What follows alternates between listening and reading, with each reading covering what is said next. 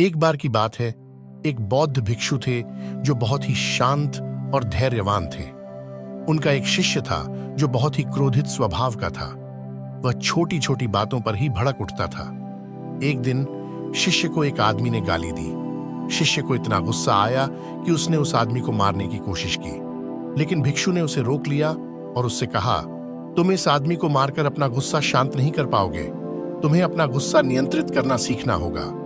भिक्षु ने शिष्य को एक कहानी सुनाई। एक बार की बात है, एक जंगल में एक बहुत ही गुस्सैल हाथी रहता था। वह छोटी छोटी बातों पर ही भड़क उठता था। एक दिन हाथी को एक चींटी ने काट लिया।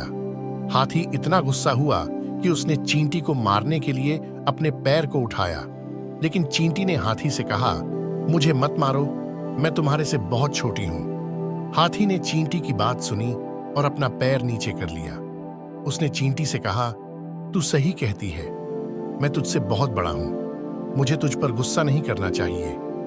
हाथी ने अपनी गलती को महसूस किया और उसने अपना गुस्सा नियंत्रित करना सीखा। भिक्षु ने शिष्य से कहा, तुम्हें भी हाथी की तरह सीखना चाहिए, तुम्हें अपना गुस्सा नियंत्रित करना सीखना चाहिए। शिष्य ने भिक्षु की बात सुनी और उसने अपने गुस्से को नियंत्रित करना सीखा। वह अब छोटी छोटी बातों पर नहीं भड़कता था। बौद्ध धर्म में क्रोध को एक नकारात्मक भावना माना जाता है। यह हमें और दूसरों को चोट पहुंचा सकता है। इसलिए यह महत्वपूर्ण है कि हम अपने क्रोध को नियंत्रित करना सीखें। यहाँ कुछ तरीके दिए गए हैं जिनसे आप अपने क्रोध को नियंत्रित कर सकते हैं। गहरी सांस लें। जब आप गुस्से में हों तो कुछ गहरी सांस लें। ये आपके शरीर और दिमाग को शांत करने में मदद करेगा। विचार करें। अपने क्रोध पर प्रतिक्रिया करने से पहले कुछ क्षण सोचें, क्या आपकी प्रतिक्रिया इस स्थिति के लिए उपयुक्त है?